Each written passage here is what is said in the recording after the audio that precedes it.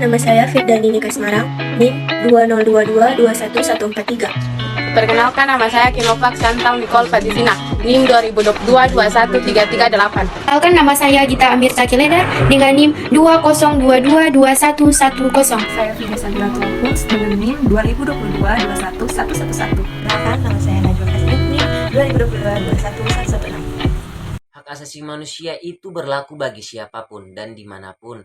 Laki-laki, perempuan, Islam, Katolik, Buddha, ateis, orang Afrika, Palestina, orang tua, anak-anak, Anda, saudara-saudara, dan juga saya, semuanya bersifat universal. Apakah benarkah demikian?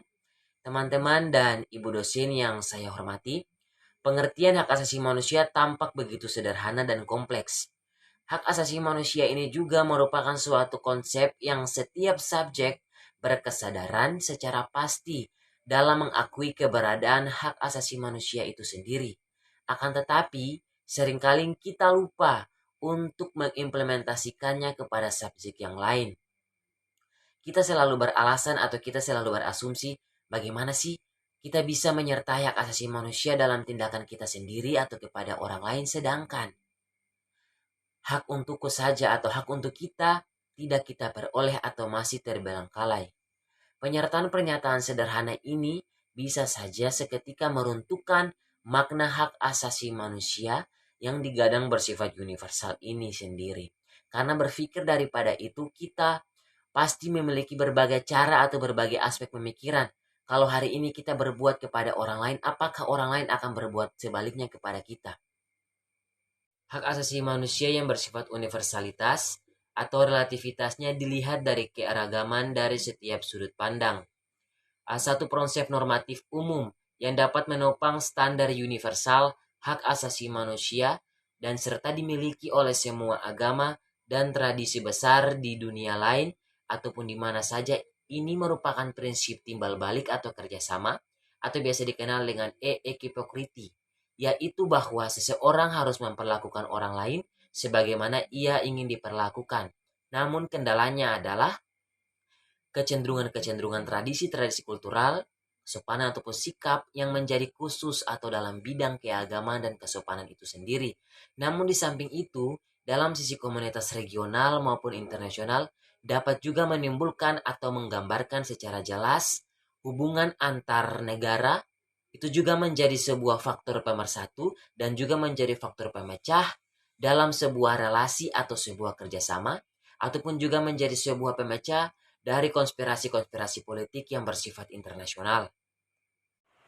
Apakah benar bahwa HAM itu bersifat universal? Sedangkan masih terdapat sekitar 821 juta penduduk yang menderita kelaparan di seluruh dunia. Benarkah dikatakan universal ketika kebebasan berekspresi, berbicara saja masih dilarang oleh negara? Benarkah bersifat universal sedangkan kebebasan beragama masih dikekang oleh negara? Belum lagi perbudakan dan perdagangan manusia. Apakah masih bisa dikatakan bersifat universal? Kebebasan beragama adalah yang paling umum terjadi. Ia menjalar di seluruh dunia. Sebut saja diskriminasi Muslim yang di Uighur, yang mengharuskan mereka mengikis identitas hanya karena ditakutkan akan merusak tatanan negara. Mereka harus memilih antara meninggalkan tanah air atau tinggal dengan syarat bertahan di kamp pembelajaran untuk reedukasi yang telah disiapkan pemerintah. Contoh HAM universal yang ketiga yaitu pendidikan. Dalam pasal 31 ayat 1 telah disebutkan bahwa setiap warga negara memiliki hak untuk mendapatkan pendidikan. HAM dalam pasal tersebut termasuk bagian dari HAM universal yang artinya berlaku untuk seluruh masyarakat Indonesia tanpa terkecuali, mengingat betapa pentingnya pendidikan bagi manusia.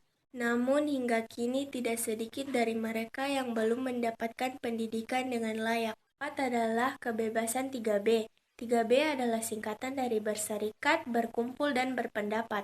Tiap orang yang terlahir di dunia memiliki HAM universal berupa 3B tersebut dan tidak dapat dihapus ataupun ditentang karena sudah terdapat asas kemerdekaan yang mengemukakan pendapat tersebut.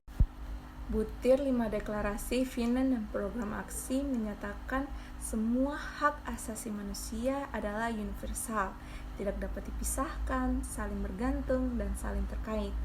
Masyarakat internasional secara umum harus memperlakukan hak asasi manusia di seluruh dunia secara adil dan seimbang, dengan menggunakan dasar dan penekanan yang sama. Sementara kekhususan nasional dan regional serta berbagai latar belakang sejarah, agama, dan budaya adalah sesuatu yang penting dan terus menjadi pertimbangan. Adalah tugas semua negara, apapun sistem politik, ekonomi, dan budayanya, untuk memajukan dan melindungi semua hak asasi manusia dan kebebasan asasi. HAM bersifat universal atau universality. Semua orang di seluruh dunia terikat pada HAM. Universality memiliki nilai-nilai moral dan etika tertentu yang dimiliki bersama di seluruh wilayah di dunia. Dan pemerintahan serta kelompok masyarakat harus mengakui dan menjunjungnya. Meskipun begitu, universalitas dari hak bukan berarti bahwa hak-hak tersebut tidak dapat berubah ataupun harus dialami dengan cara yang sama oleh semua orang.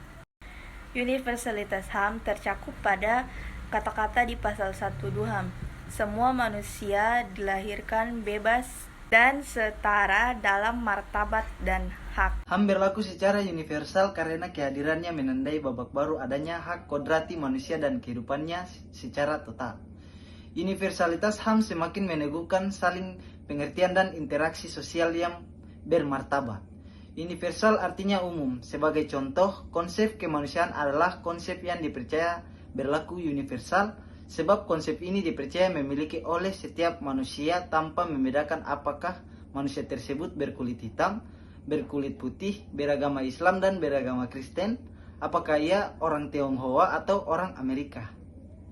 Yang pertama, HAM, baik hak sipil maupun ekonomi sosial budaya, adalah hak yang bersifat universal, yang tidak dapat dipisahkan, keduanya saling bergantungan dan berkaitan.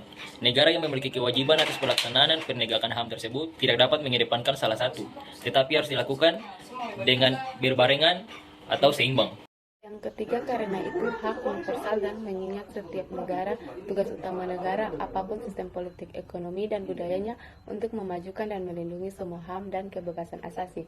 Yang keempat, bahwa meskipun HAM diterima oleh semua negara sebagai sesuatu yang universal, namun pelaksanaan, kemajuan, dan perlindungan HAM itu akan terus-menerus mempertimbangkan kekhususan baik yang timbul pada tingkat nasional, regional, maupun yang timbul karena faktor-faktor sejarah, budaya, dan agama hak asasi manusia. Ini menegaskan bahwa pelaksanaan dan penegakan HAM di setiap negara dapat berbeda-beda sesuai dengan kondisi sosiokultural termasuk agama dan juga sistem hukum negara yang bersangkutan.